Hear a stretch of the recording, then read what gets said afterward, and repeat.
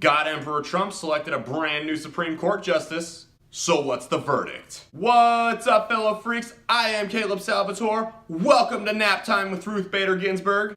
Just kidding. Welcome back to Caleb's Corner. We are in a little bit of a different location right now, not the typical corner, as you can see. As you know, my last video was a little critical of Hillary Clinton, so I'm hiding out from her goons right now. Just know that if they say I committed suicide by shooting myself in the back of the head 4 times, it's not true and it didn't happen. Today, I want to talk about Trump's newest pick for the Supreme Court. Out. Did you hear what I said? You know who I'm looking at. You got my eyes? Blue, black, out. Brett Kavanaugh. Now, if you're anything like me, when you heard about this pick, you were kind of like, who? And also, if you're anything like me, you were as giddy as a schoolgirl at the mere thought of Utah Senator Mike Lee being the nominee. But we all knew that Gorsuch was a home run and lightning can't strike twice. I mean, just think of Lee, an avid opponent of the drug war. So you sell heroin and all that kind of crap? No, just aspirin and weed. A huge supporter of free speech. Hello, 911 emergency. There's a handsome guy in my house. Oh, wait a second, cancel that. It's only me. And so pro-gun, he was the closest thing we could get to Charlton Heston on the Supreme Court. From my cold, dead hands. Unfortunately, we didn't get our way on that one. That's okay, though. Maybe. So, following that disappointment, is there any hope remaining for liberty-minded individuals such as you guys that are watching this and myself? Let's take a look. First off, I want to kind of go a little bit smooth and easy into this one. Let's talk about the one issue in this country that everyone can talk civilly about and get along just fine and dandy. Abortion! No, God! No, God, please, no! All we really know is that Kavanaugh stood against and wrote against the Obamacare mandate making employers provide birth control, and that he blocked a 17-year-old Mexican citizen who was in the U.S. illegally from getting an abortion for 10 days until they could find her a proper immigration sponsor. That said, Brett Kavanaugh has never directly commented on the issue of abortion or the case of Roe v. Wade. While Donald Trump did say in 2016 that he would nominate pro-life judges, he also said just recently that he hadn't spoke to any of the potential nominees regarding the issue of abortion before he selected Kavanaugh. So I guess you'll have to decide if you want to take him on his word at that. You believe me? Okay, believe me. Next up, privacy rights. I'm watching you make stew.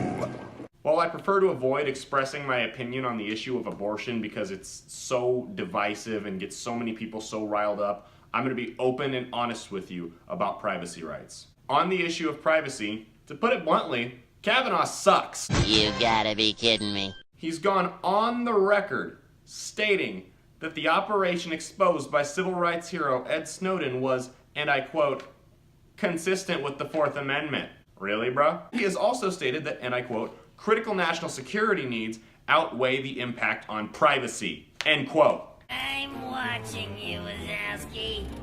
Always watching. So while we're not sure if Brett Kavanaugh wants the government in your vagina, we're 100% sure that he wants them in your iPhone. How about free speech? According to Reason.com, Kavanaugh ruled in favor of the Department of Agriculture in a case that forced the meat industry to put the country of origin on the labels. Now take that as you will regarding meat. There are arguments for and against that. We can get into that all day. That has nothing to do with free speech. The issue at hand was commercial free speech. And when a constitutional issue, especially free speech, is involved and the judge is a little iffy, they're supposed to side against the government. This was really the only ruling that we could find on free speech. Now, with respect to other parts of the First Amendment, and this is good news, Kavanaugh has consistently ruled on the side of religious liberty. Take, for example, the Priests for Life versus HHS case. The argument here was that institutions who are opposed to birth control should not have to file a form to get themselves out of a mandate demanding that they give their employees birth control. Obviously, the issue they were citing here was religious liberty.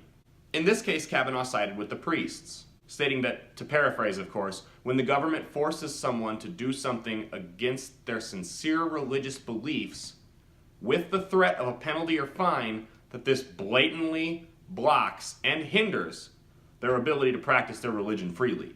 Now let's talk about the most highly debated issue on the American political landscape: the right to bear arms. Every American has the right to hang a pair of bear arms on their wall. How could that possibly be misconstrued? No, not bear arms. Bear arms. Like. Good news for those of us who lead the pew-pew life. All credit for that goes to Colion Noir, pro-gun legend and fellow deep-voiced YouTuber. Kavanaugh was a part of the critical Heller 2 decision, which declared that handguns were a protected part of the Second Amendment. But wait, it gets better! He's also gone on record stating that assault weapons bans were unconstitutional. He's even gone as far to criticize the phrase assault weapons, saying that it's not real. This is fantastic! Say hello to my little friend! Hold up there though, Tony Montana. While I don't see our Second Amendment rights being infringed upon with Kavanaugh on the Supreme Court, he has not exactly come out against the NFA, which means that, well, the machine guns are gonna have to wait. But hey, baby steps, right? So there you go, guys. While Kavanaugh won't be a big defender of liberty, he also won't be a sworn enemy of it. And at the youthful age of 53, he'll likely be riding the bench longer than Sam Bradford after his 19th knee surgery. While Gorsuch was a slam dunk, a lot of us who were being reasonable figured we wouldn't strike lightning twice, like I said earlier in the video. This pick, on the other hand, is kind of uninspiring. All that it gets out of me is a meh. Thanks for watching, everybody. Be sure to click the like and subscribe buttons and turn the notifications on, because the Supreme Court did just rule that doing the first two but not the last one is cruel and unusual punishment. Don't do that. Just make sure you click the subscribe button like 7 or 8 times, you know, just like when you're walking away from your car and you press the lock button 50 times just to make sure it's locked. Do the same thing here. The same logic applies.